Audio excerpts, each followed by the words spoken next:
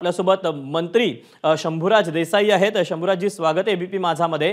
पालकमंत्र्यांची यादी जाहीर झालेली आहे। अनेकांना खरं तर सरप्राइजिंगली अनेक जिल्ह्यांचं वाटप झालेलं आहे। अनेकांनी दावा केलेला होता, अशा अनेकांचा पत्ता देखील कट होताना पाहायला मिळतोय।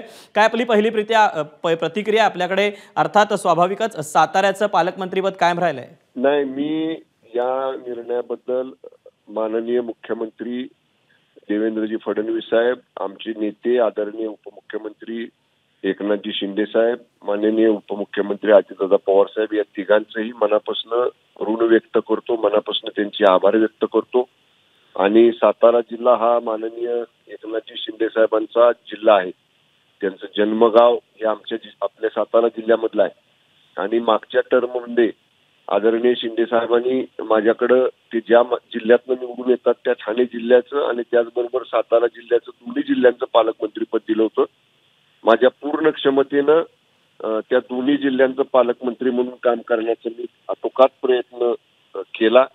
आणि आदरणीय एकनाथजी शिंदे साहेबांनी पुन्हा विश्वास दाखवून माझ्यावरती सातारा जिल्ह्याची जबाबदारी पालकमंत्री म्हणून माझ्याकडे दिलेली आहे। मी नक्कीच आदरणीय शिंदे साहेबांना, आदरणीय फडणवीस साहेबांना, आदरणीय दादांना जे अपेक्षित काम आहे ते निश्चितपणानं सातारा जिल्ह्यामध्ये आम्ही करू। जिल्हा अग्रेसर विकासाच्या कामाबाबतीत ठेवू। आणि महायुती, आता तर आम्ही 8ही आमदार जिल्ह्यातले सगळे महायुतीचे आहोत।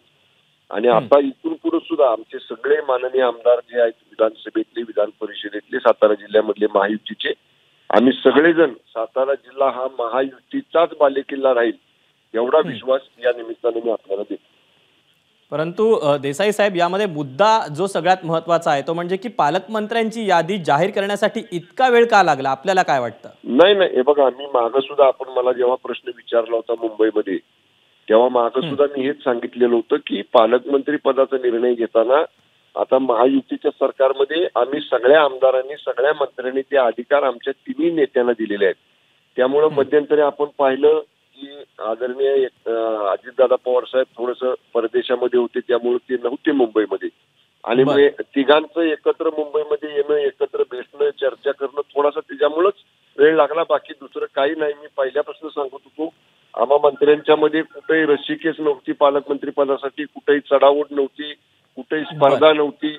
आम्ही तिन्ही पक्षातल्या सर्व मंत्री महोदयांनी अधिकार माननीय शिंदे साहेबांकडे, माननीय फडणवीस साहेबांकडे, स्वाभाविकच जी यादी जाहीर झालेली आहे त्याबद्दल तुम्ही खरं तर समाधान व्यक्त करताय। तुर्तास धन्यवाद आपण दिलेल्या सगळ्या सविस्तर प्रतिक्रियेबद्दल। एबीपी माझा, उघडा डोळे बघा नीट।